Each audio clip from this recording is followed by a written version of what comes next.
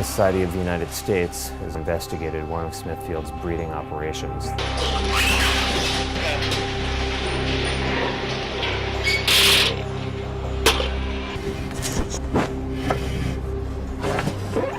This facility represents what gestation crate confinement is. Open wounds, pressure sores, infections, bleeding gums from biting the bars so much, and these animals aren't even being cared for with individualized veterinary attention. Regardless of how the system is managed, these pigs are barely able to move even an inch their entire lives. They're unable to walk around, to turn around. It causes them to quite literally go insane. And this is one of the reasons why so many animal scientists and veterinarians have condemned this extreme confinement practice.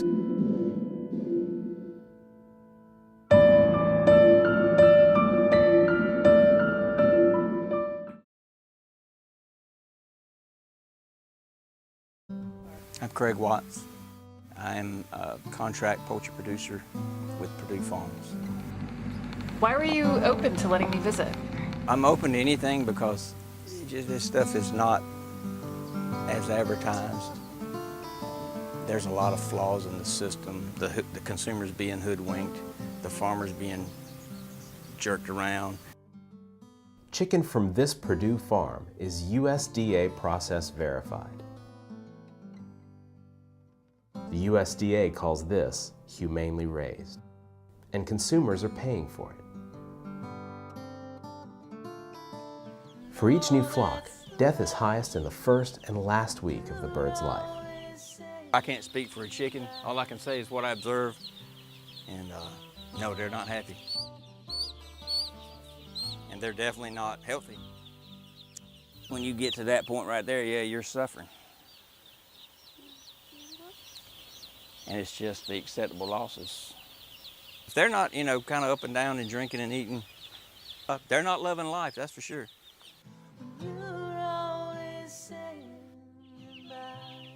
Over the course of 6 weeks, in a house of 30,000 chickens, it's considered normal for more than 1,000 birds to die in every flock due to illness, genetic problems, or other issues, including injuries.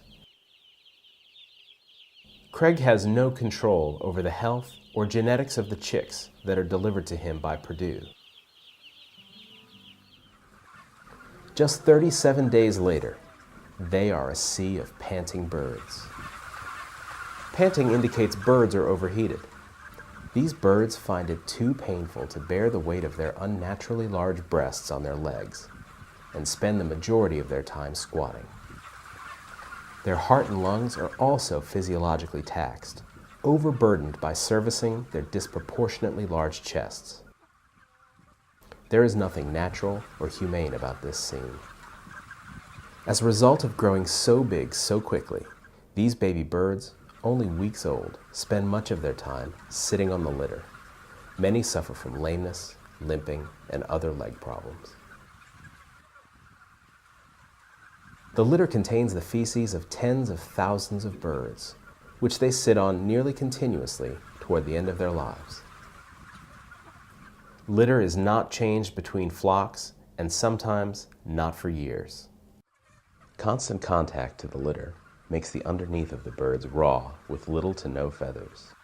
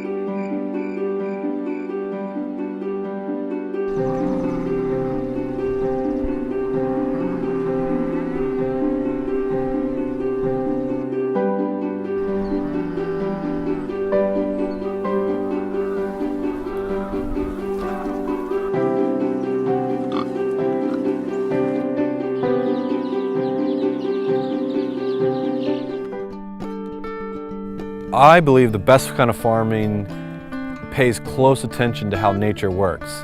Let me look at how nature works and try and mimic that in a way that is productive for food and land. Would a chicken want to live in a confined barn or on fresh grass twice a day?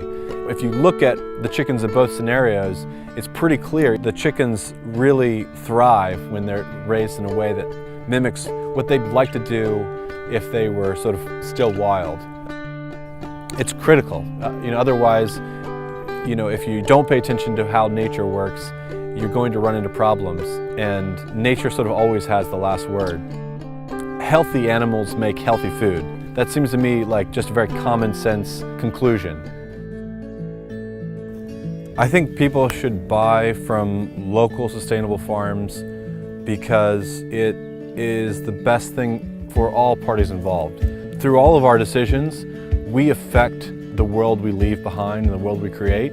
If you support large industrial or even industrial organic farms, that's the kind of world you're supporting and creating. Or do you want to create a world where there's beautiful farms that are right in their backyard, where there's a viable, noble business for that farmer, where the land is becoming more and more fertile and therefore the food's becoming more and more healthy? Do we want to support the people who are doing things right and contribute to that kind of world?